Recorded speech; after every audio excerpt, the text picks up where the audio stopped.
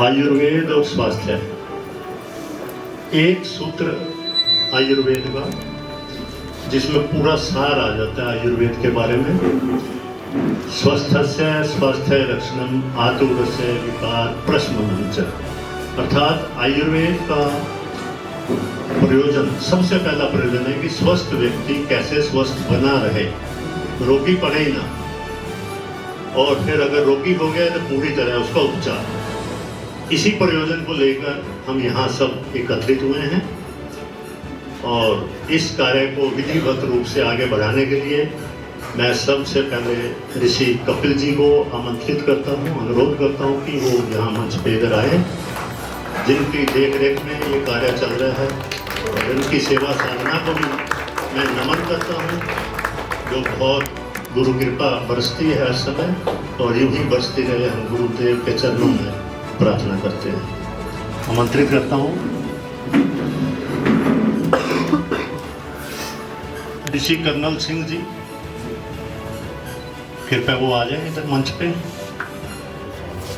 Colonel Singh को भी बोलेंगे वो अपना आशीर्वाद दें। डॉक्टर सौरभ सिंह,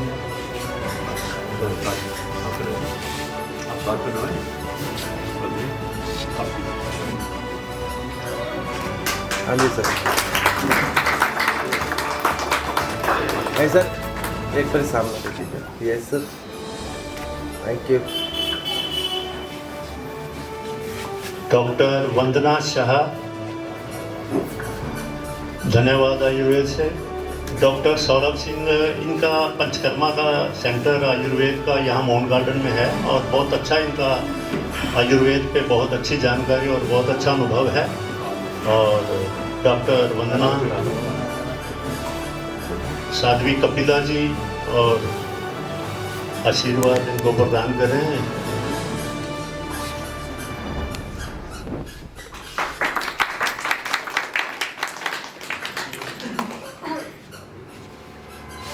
हाँ जी मैम, सामने देखिएगा एक बार। Thank you.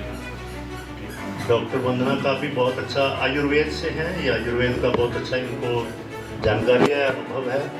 और साध्वी कपिला जी की साधना को सब हम देखते ही हैं, इनकी साधना बाबा की यूं ही कृपा बरसती रहे, यूं ही आशीर्वाद प्रदान करते रहे अपने कर कमलों से।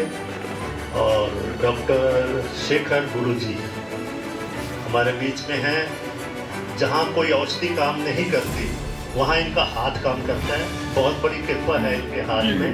और मैं ऋषि कपिल जी से कहूँगा इनको भी अपना आशीर्वाद प्रदान करें डॉक्टर साहब को। इनका यहाँ पर सेक्टर 7 में द्वारका में इनका क्लिनिक है और इतना सेवा भाव है, कोई पैसा दे जाए तो अच्छा है, नहीं दे जाए तो अच्छा है, बहुत सेवा भाव है इनका।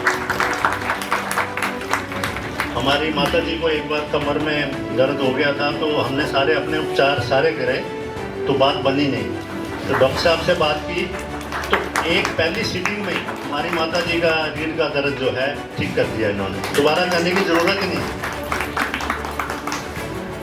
और अब भाई गोविंद शरण जी हमारे बीच में, जो रसोई चिकित्सा, रसोई घर को इन्होंने औषधालय के रूप में पूरे देश भर में ये जागरूकता करते हैं और इनसे बहुत अच्छा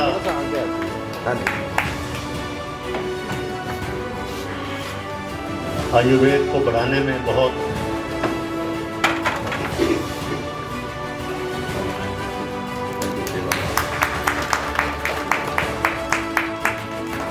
ऐसे सामने।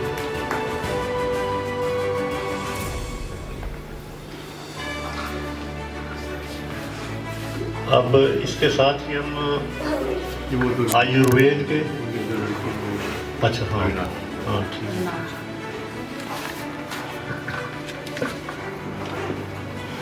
रविंद्र जी को हम अपने आप ही बना देते हैं, नाम तो हाँ, प्रिया बेटी हिमांशी और प्रिया बेटी अंजलि, ये डॉक्टर साहब के साथ, डॉक्टर शेखर गुरु जी के साथ काफ़ी सेवा कार्य में और अपने बुला देना उनको, चिकित्सा में बहुत अच्छा इनका बेट बच्चियों को और देने गई हैं। अच्छा कोई बात नहीं। और अविनाश जी, यहाँ अविनाश जी भी हैं, ये हर समय हर जगह उपलब्ध रहते हैं, जब भी इनको एक आधी आवाज़ लगाई जाए तो बहुत अच्छा समर्पण भाव है। और इसी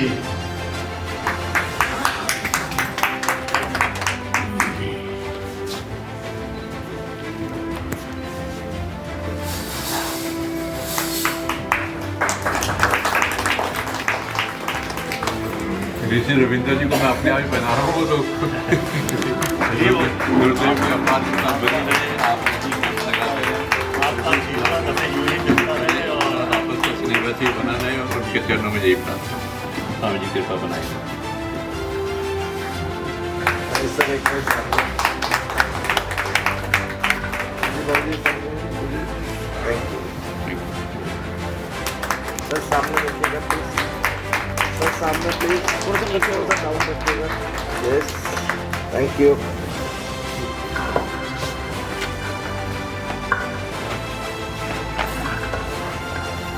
हाँ जी सर, सामने प्लीज सर, सामने प्लीज, सामने सर, सामने। Thank you. बहुत बहुत धन्यवाद आपका। जय श्री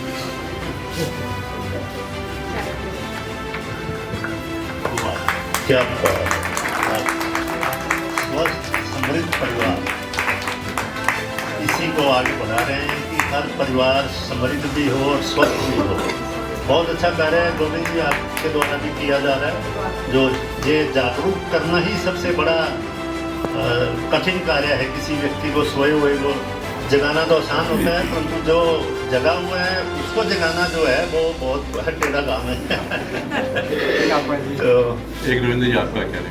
ठीक है। अच्छा, ये इनके लिए है, तो फिर दो ना, आप दो ना, आप दे रहे हैं ना, तो दो ना।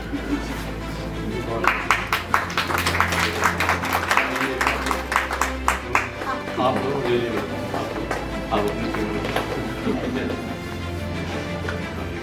फोटो। हाँ जी सर, सर एक बार साथ में आइएगा। हाँ जी, ये सर।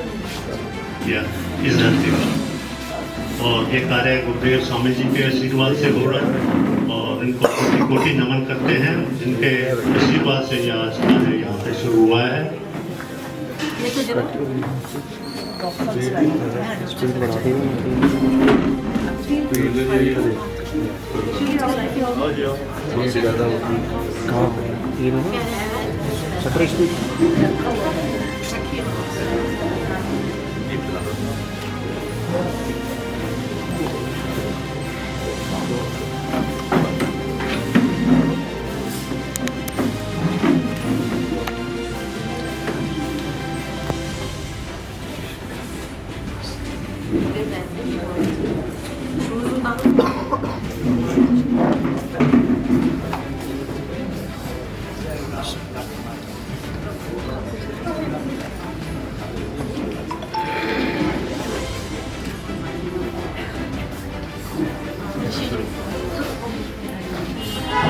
शुरू करो जी।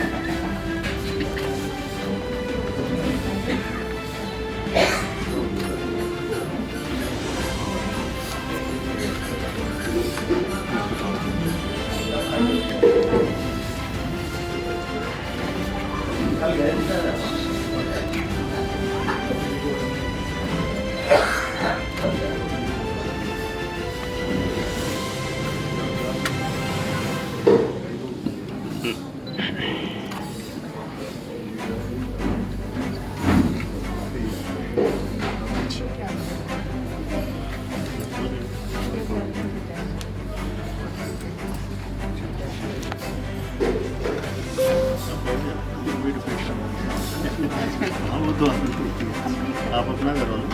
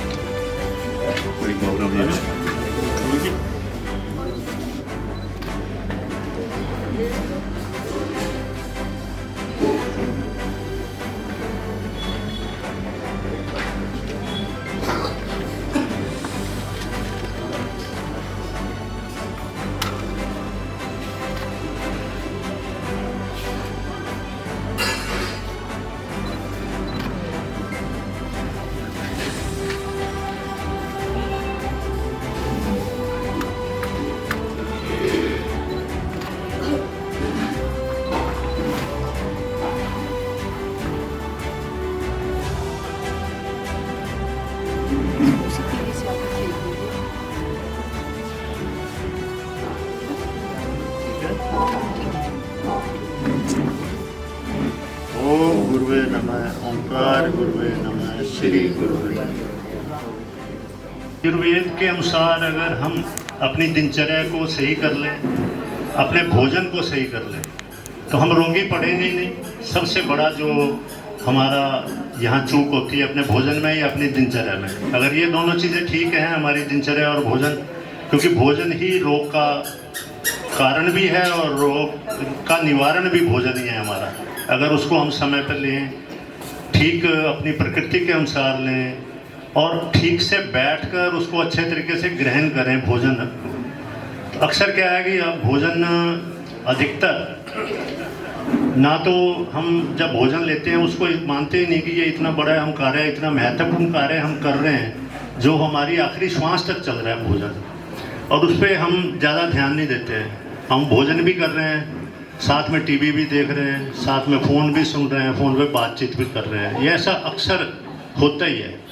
और रात्रि के 10-11 बजे भी भोजन कर रहे हैं। ठीक है, जिसकी रात को जॉब है या कारोबार है उसका वो तो ठीक है, रात को उसकी तो मजबूरी है, परंतु जो दिन में अपनी उसकी दिनचर्या सही यहीं से करनी है कि रात का भोजन हमें सूर्यास्त से पहले ले लेना चाहिए और रात्रि का भोजन हमें हल्का रखना चाहिए। और उसके अलावा पानी का ही हम बात लें तो पानी हमारे शरीर में 60 से 70% पानी ही है, और पानी भी हम ठीक से सेवन अधिकतर लोग नहीं करते हैं। एक बहुत ही कवि हैं, उनका एक बहुत ही प्रचलित है, ब्रह्म मुहूर्त खटिया से उठे पिए तुरंत पानी, घर में कभू वैद ना आवे यह बात अनुभवी न जाने। सुबह उठते ही अगर प्यास है या नहीं है, उठते ही पहला काम पानी का होना चाहिए, और पानी आधा लीटर कम से कम। 2 बार करके भी ले सकते हैं, 1 बार में नहीं है, आधे घंटे के अंदर अंदर आधा लीटर पानी हमें ले लेना चाहिए। और वो पानी बहुत शुद्धि करेगा। जब शुद्धि करेगा हमारे शरीर में रोग ही नहीं होंगे। और फिर अगर कोई रोग है तो उसकी चिकित्सा भी आयुर्वेद करता है, और आयुर्वेद पूरी तरह से उसका निवारण करता है। आयुर्वेद के हम जो सूत्र हैं उनके अनुसार चलें तो आज जो ये कार्यक्रम यहाँ पर है निःशुल्क आयुर्वेदिक स्वास्थ्य का जागरूकता और उसके अतिरिक्त उपचार जो है, तो इसमें जो भी यहाँ पर भाई बहन हैं जिनको कोई दिक्कत है शरीर में, किसी भी तरह की व्याधि है या कोई वेदना है, तो हमारे जो डॉक्टर्स की टीम है, डॉक्टर सौरभ सिंह हैं जो इनका पंचकर्मा आयुर्वेद का यहाँ पर मोहन गार्डन में सेंटर है, वहाँ पे वो भी यहाँ उपलब्ध हैं। उनकी सेवाओं का हम लाभ उठा सकते हैं। डॉक्टर वंदना है, धन्यवाद आयुर्वेद से हैं, उनकी सेवाओं का भी लाभ उठा सकते हैं। और डॉक्टर शेखर गुरुजी, जैसे कि अभी मैंने पहले कहा, दोबारा कह रहा हूँ, जहाँ औषधियाँ काम नहीं करती वहाँ इनका हाथ काम करता है और बहुत अच्छा अनुभव है। इन सब से अपनी स्वास्थ्य संबंधी बातचीत या परामर्श करके हम अपना रोगों का निदान कर सकते हैं। उसके अतिरिक्त जो यहाँ कुछ औषधियाँ भी हैं उपलब्ध, जो बाबा की कृपा से यहाँ हमें मिली हैं। कुछ एक औषधियाँ हैं जो संभव औषधियाँ हो सकती हैं, यहाँ पर अवेलेबल हैं, वो भी निःशुल्क हैं, उनका कोई चार्ज नहीं है। आप उनका सेवन करें, अगर आपको ज़रूरत है तो औषधि ज़रूर लें और फिर सेवन भी करें। औषधि को अगर सेवन ही यहाँ से तो ठीक है, हो गया, एक माहौल बना, घर जाके रख देते हैं, चलो ठीक है। अधिकतर ऐसा कई बार आता है, सभी नहीं होता है, परंतु औषधि का जैसे डॉक्टर साहब कहें वैसे उसका सेवन करो, या एक्यूप्रेशर का या योग का जो भी क्रियाएं बताई जाए उनके अनुसार वो करना चाहिए, तो तभी उसका समाधान भी होगा। तो जो संभव औषधियाँ हैं यहाँ उपलब्ध हैं, आप ये भी प्राप्त कर सकते हैं। और उसके लिए आगे का जो कार्यक्रम है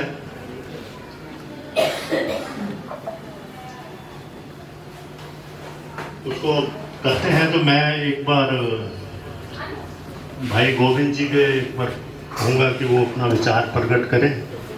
और आयुर्वेद, क्योंकि आयुर्वेद का स्वास्थ्य का एक ही पैमाना है।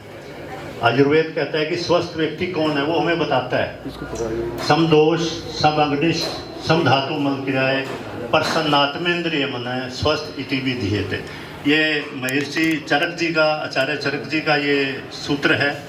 और ये हमें एक पैमाना है, हमारी सम दोष, हमारे वात पित्त कफ सम अवस्था में हों, हमारी पाचक अग्नि जठरग्नि समावस्था में हो, ना प्रचंड ज़्यादा भूख लगे ना बहुत कम भूख हो, ऐसा हो, हमारी निष्कासन क्रियाएँ ठीक से काम करती हों और हमारी इंद्रियां और मन और आत्मा भी प्रसन्न हो, ऐसे व्यक्ति को स्वस्थ कहा गया है। विश्वास गुरु जी का, विश्वास मेडिटेशन का, और सबसे बड़े हमारे पिता तुल्य इंद्र जी का, जिन्होंने हमारे भाव को समझते हुए आप सभी तक पहुंचाने के लिए मुझे बुलाया, निमंत्रण दिए, उसके लिए बहुत बहुत धन्यवाद। कहाँ से शुरुआत करूं, कहाँ से ख़त्म करूं, सिर्फ एक चीज़ पे मैं बात ख़त्म करता हूं। हर किसी को आज चिकित्सा जगत जो है ना, व्यापार है। जब ये चिकित्सा थी तब व्यापार नहीं था। शिक्षा, चिकित्सा और न्याय, तीनों जब से व्यापार बना है, हम दिन प्रतिदिन अस्वस्थ होते जा रहे हैं। जब तक ये सेवा की भाव थी तब हमारे अस्वस्थता का जो आंकड़े थे बहुत कम थे, क्योंकि व्यापार जब खड़ा होता है तो डर पैदा करना होता है, रिक्वायरमेंट करनी पड़ती है। मतलब इन सब शब्दों में सबसे सरल भाषा में कहूँ कि भाई राजीव दीक्षित जी को 2016 में सुना, सुनने के बाद आप में से कई सारे भाइयों ने नहीं सुना हो, सुने हो तो अलग बात है। भाई राजीव दीक्षित जी के व्याख्यानों से प्रेरित होकर मन में एक जाग लगी कि कुछ मैं भी करूं समाज के लिए। तो क्या करूं? तो एक कैलकुलेशन निकाला कि 36 साल का मैं, जब मैं राजीव भाई को 2016 में सुना तो उसमें 36 साल का था, और 36 साल में कभी बीमार नहीं पड़ा। और आज के बच्चे जो पैदा हो रहे हैं वो बीमार हो रहे हैं। तो ऐसा क्या हुआ कि हमने बीमार नहीं हुए? बीमार तो हम भी होते थे, बुखार हमें भी लगती थी, लेकिन जुकाम हमें भी होता था, लेकिन हमारे माता पिता कुछ ना कुछ घर की चीज़ें, क्योंकि हमने हॉस्पिटल डॉक्टर देखे ही नहीं, वैद्य देखे ही नहीं, उसी भाव को जगाने का प्रयास किया। मुझे बचपन में खांसी हुई, ऐसी खांसी कि 12 साल की उम्र तक मेरी नानी ने सारे कर्म कर लिए, जितनी भी चीज़ें होती थी। तो मैंने वो जो याद आया 2016 में कि वाकई बीमार तो मैं भी था, लेकिन हमारी जो परंपराएं रही उन परंपराओं से मुझे बचा लिया गया। तो क्यों ना वही ज्ञान दोबारा इकट्ठा करके जागरूकता फैलाया जाए, उसका नाम रखा गया। है भी बात सच है, चिंतन और मनन करके देखिएगा, रसोई घर ब्रह्मांड की प्रथम औषधालय। आज के परिवेश में अगर आपका रसोई घर अपने आप को ब्रह्मांड की प्रथम औषधालय को पहचान जाते हैं और उससे थोड़ा सा आगे आपके नज़दीकी शुद्ध आयुर्वेदिक औषधियों को उपलब्ध कराने वाले पंसार खाने मिल जाए तो आप जंग जीत जाएंगे। एक छोटे से उदाहरण पे देना चाहूँगा। एक दीदी है आरती, जनकपुरी में रहती थी, चार्टर्ड अकाउंटेंट की वाइफ, धर्मपत्नी माफ़ कीजिएगा, उनकी धर्मपत्नी थी। फ़ोन आया, भैया मेरे बेटे के बुखार है। मैंने कहा ये चीज़ें कर लो। उन्होंने ठीक हो, कहे भैया क्या फ़ीस है? मैंने कहा जी डॉक्टर को क्या देते? करे जी 2-2,500 रुपये लग जाता है, 1,000-1,500 रुपये लग जाता है अपनी अपनी। मैंने कहा एक काम कीजिए, गुल्लक बनाइए और उस गुल्लक में पैसे डाल दीजिए। आज के बाद जब भी आप ऐसी सुविधाएं लें तो पैसे आप उसमें डालिएगा। 1 साल बाद 1,65,447 मतलब ऐसे कुछ समथिंग रुपये थे। 2 साल के बच्चे के ऊपर 1 साल में ही खर्चा आता है, तो 60 साल की उम्र में इस पैसे को अगर हम हर साल ईमानदारी से जमा अलग करते जाएंगे तो मुझे नहीं लगता। तो ऐसी बहुत सारी जागरूकता की बातें हैं। समय कम पड़ जाएगा। 9 साल में 10 लाख से ज़्यादा लोगों का दर्द को सुन चुका हूँ, इसीलिए जागरूकता के काम में निकल पड़ा हूँ। चिंतन और मनन करें। हॉस्पिटल, नर्सिंग होम, सभी चिकित्सीय सेंटरों पे एक प्रजाति नहीं मिलेगी। इंसान रूप में जन्म लिया, एक व्यक्ति, एक जाति है, एक प्रजाति है, हमारे समाज का ही अभिन्न हिस्सा है, मानव जाति का ही, कभी नहीं मिलेगा। चिंतन और मनन करके देख लीजिए। और समाज का सबसे ज़्यादा दुख उसी समाज को है। आर्थिक रूप से, मानसिक रूप से, व्यवहारिक रूप से, सामाजिक रूप से वो सबसे ज़्यादा दुखी हैं और किसी भी चिकित्सा केंद्र पे नज़र नहीं आएंगे। छोटी से छोटी और गंभीर से गंभीर रोगों के लिए वो है हमारे किन्नर समाज। ऐसा क्या है उस समाज में कि हमारे बड़े से बड़े हॉस्पिटल में, छोटे छोटे नर्सिंग होम में वो हमारे पास कभी नज़र नहीं आते। वो भी हमारे तरह 2 हाथ 2 पैर, सामाजिक और आर्थिक व्यवहारिक सारी दुनियादारी की सारी रिश्ते नाते सब जोड़ लो तो सबसे ज़्यादा दुख उनके पास है। एक्यूप्रेशर, जैसे भैया ने बताया कि एक्यूप्रेशर सिद्धांत अद्भुत है, उसका जीता जागता उदाहरण अगर कोई है तो किन्नर समाज। हमारे समाज में किसी अच्छे वैद्य, अच्छे डॉक्टर, अच्छे बड़े से बड़े स्पेशलिस्ट अगर आपको कहते हैं कि आपको सुबह की वॉक करनी चाहिए, सबसे पहली नज़र जाती है उनकी, मुझे तो वॉकिंग शूज चाहिए।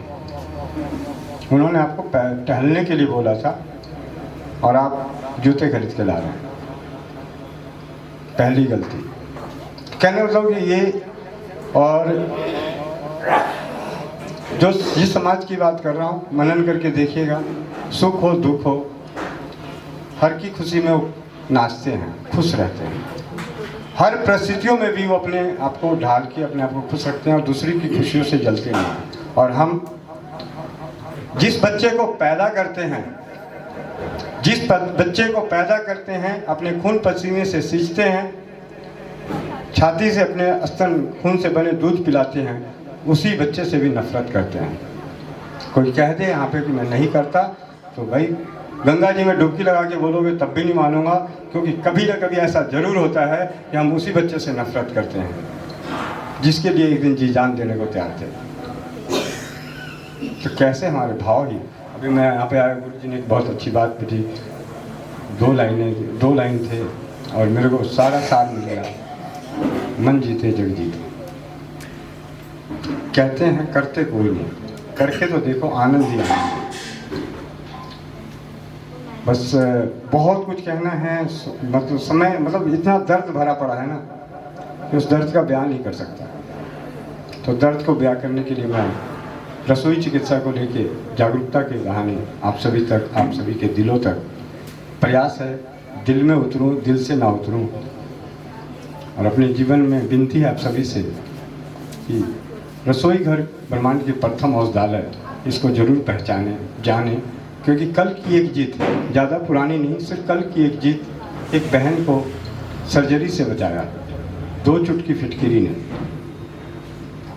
2 रुपए की दिखने वाली फिटकिरी ने एक बहन को सर्जरी से बचाया। बरसों से चल रही खून, मल में खून आना, मूत्र में खून आना, 1 महीने की फिटकिरी के सेवन से वो रोग दूर हुआ, जबकि बड़े से बड़े एंडोस्कोपी और सारी चीज़ें हो गई। तो जब कुछ नहीं होता, मतलब यहाँ पे जो दर्द दिखता है सब जगह से हार जाते हैं, फिर कहते हैं जी भगवान के भरोसे रहते हैं। तो पहले दिन से ही भगवान के भरोसे हो जाओ। पहले दिन ही क्यों नहीं होते? जब तक सबके पास धन है, घमंड है, धन और घमंड है, अहम है, तब तक दुनिया में इलाज ही ढूंढते रहते हैं, इलाज ही कराते रहते हैं। और जब वहाँ से हाथ खड़े हो जाते हैं तब भगवान के नज़र आते हैं, या दूसरे सरल उपचार नज़र आते हैं, ओझा वगैरह नज़र आते हैं। मतलब ऐसी कुछ चीज़ें हैं। यहाँ पे बैठे जितने भी हैं, आप चिंतन और मनन कीजिएगा, तुलना कीजिए अपने आप को किन्नर समाज से कि किन्नर समाज की सोच और आपकी सोच कहाँ पे है, उसका शरीर कहाँ पे है और आपका शरीर कहाँ पे है। आप कितने बार हॉस्पिटल गए, वो कितनी बार आपको नर्सिंग होम में नजर आएंगे। हमारे पास वैद्य जी हैं, या मेरे पिता तुल्य हैं, मैं इनसे ही पूछता हूँ कि आपने कब देखा? एक बार आप बहुत बड़ा सम्मान देते हैं। कभी आप कहते हैं चाचा जी, कभी कहते हैं पिता तुल्य। ऐसी कोई बात नहीं है, हम आपस में भाई भाई हैं। तो क्या और ये तो आपका बड़प्पन है कि आप इतना बड़ा सम्मान देते हैं और आप जो कार्य बढ़ा रहे हैं, जो कुछ आपने अभी बताया सब कुछ, ये बहुत ही गुणकारी, बहुत ही लाभकारी, बहुत ही समझ से भरा हुआ। इस पर थोड़ा सा हमें विचार जरूर करना चाहिए, जैसे आपने कहा। और बस यही कहूँगा कि रिश्ते बनाएं तो एक लाइन और कहूँगा, दिल का दर्द है। एक बच्चे पैदा करते हुए आने वाले समय में सगेपन भी खत्म हो जाएंगे। किसी को सगा भाई नहीं मिलेगा, सगी बहन नहीं मिलेगा, सगी बुआ नहीं मिलेगी, सगी मौसी नहीं मिलेगी। तो क्यों ना आज से ही हम परिवार, भाई बहन के रिश्ते में आ जाएं। मैं इसलिए हमारा स्वस्थ समृद्ध परिवार की विचारधारा, हमारे यहाँ तो चौपाल पे भी अगर किसी ने पत्नी को वाइफ बोला, हस्बैंड पति को हस्बैंड बोला तो 500 का जुर्माना लग जाता है एक दूसरे को देने का।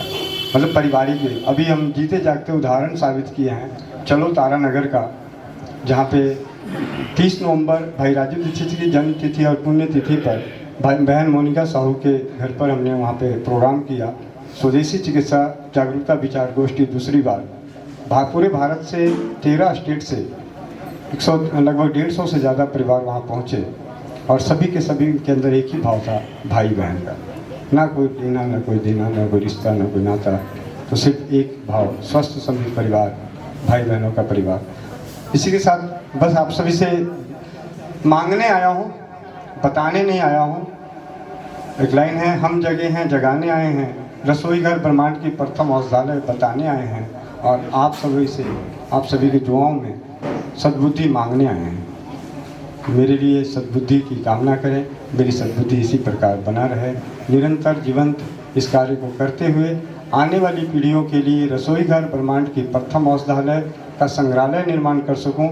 पत्थरों पर लिखा हो रसोई घर औषधि के बारे में, उनके गुण धर्म के बारे में, उनके अनुभवों के बारे में। इसी सपने को साकार करने के लिए निरंतर कार्य कर रहे हैं। वंदे मातरम। अति सुंदर, बहुत बहुत सुंदर गोविंद जी आपने जो अपने भाव प्रकट किए। अपने हमारे यहाँ पे जो व्यवस्था है, हमारे सेवादार भाई और हमारे जो डॉक्टर्स हैं अपना अपना कार्यभार संभालें और इस कार्य को आगे बढ़ाएं। जो चिकित्सा का कार्य है, जिसको जो भी कोई परेशानी है शरीर से, तो उसका उपचार के लिए आगे बढ़ते हैं और अपना कार्य शुरू करें। बस सेवादार भाई और निस्वार्थ भाव से, कोई किसी तरह का स्वार्थ नहीं है, सबसे बड़ी बात यह है। और यही योग है, यही ध्यान है, यही मेडिटेशन है। तो आप यूं ही अपनी साधना को, अपने कार्य को समर्पण भाव से यूं ही बढ़ाते रहें, तो निश्चित रूप से आपको बहुत बड़ा आशीर्वाद प्रभु से, गुरुदेव से आपको मिल रहा है और मिलेगा।